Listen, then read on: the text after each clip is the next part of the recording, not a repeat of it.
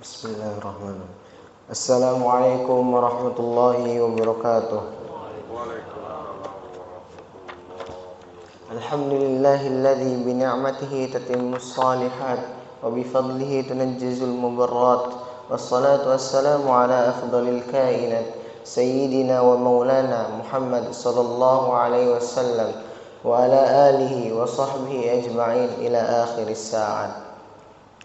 Jemaah salat subuh yang dimuliakan oleh Allah Subhanahu wa taala, perkenankanlah saya di sini untuk membacakan sebuah hadis dari Rasulullah sallallahu alaihi wasallam yang bertemakan tentang penampilan dan isi hati.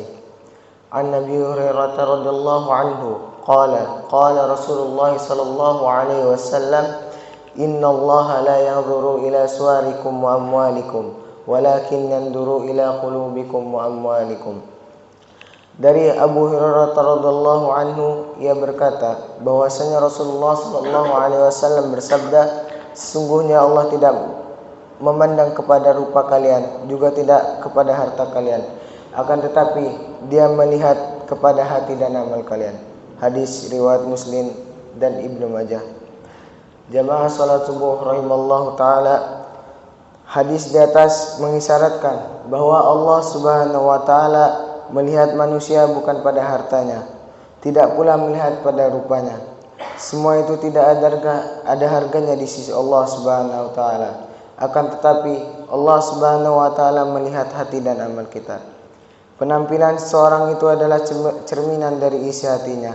Jika penampilannya tidak khusyuk ketika sholat, sudah dipastikan hatinya pun jelas tidak khusyuk. Karena apa yang ada pada lahiriah itu asalnya dari batiniah.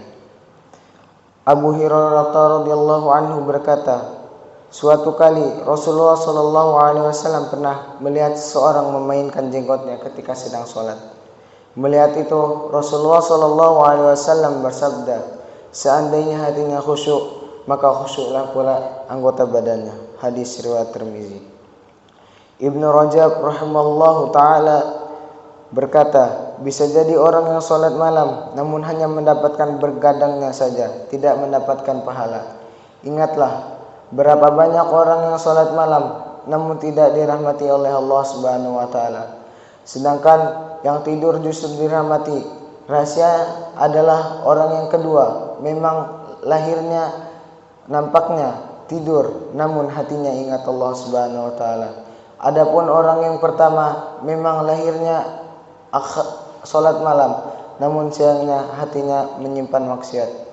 Begitu juga hakikat kekayaan bukanlah terletak pada sesuatu yang nampak di tangannya berupa banyaknya harta, akan tetapi hakikat kekayaan adalah kaya hati, qanaah dan ridho dengan pembagian rezeki yang diterimanya dari Allah Subhanahu wa taala.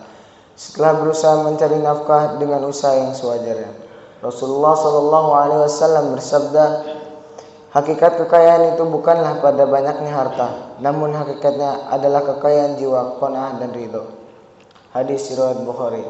Adapun ayat-ayat Al-Qur'an yang berkaitan dengan hadis di atas adalah A'udzubillahi minasyaitonirrajim. Bismillahirrahmanirrahim. Qul in tukhfu ma fi sudurikum aw tubduhu ya'lamuhullah wa ya'lamu ma fis samawati wa ma fil ardh wallahu ala kulli syai'in qadir. Yang artinya, katakanlah, jika kamu sembunyikan apa yang ada di dalam hatimu atau kamu nyatakan, Allah pasti mengetahuinya. Dia mengetahui apa yang ada di langit dan apa yang ada di bumi.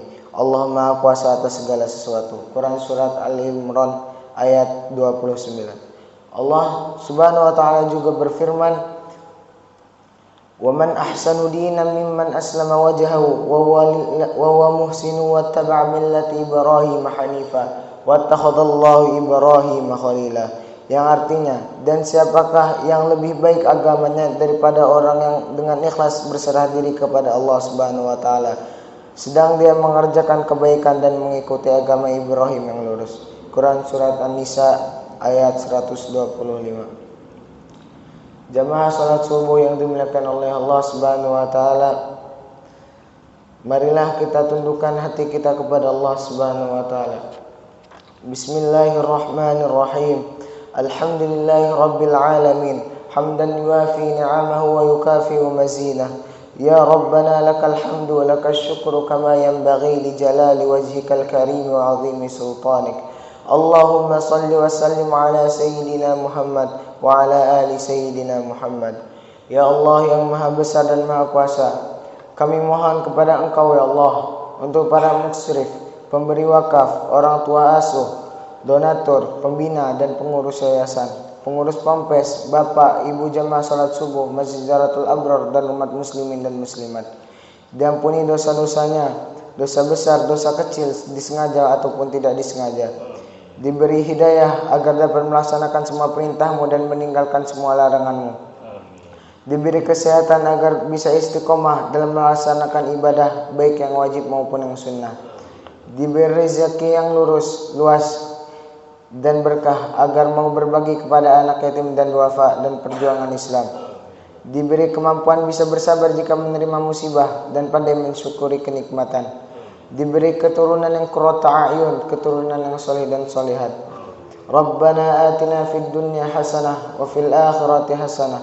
Subhana rabbika rabbil izzati amma yasifun wa salamun alal mursalin walhamdulillahi rabbil alamin. Assalamualaikum warahmatullahi wabarakatuh.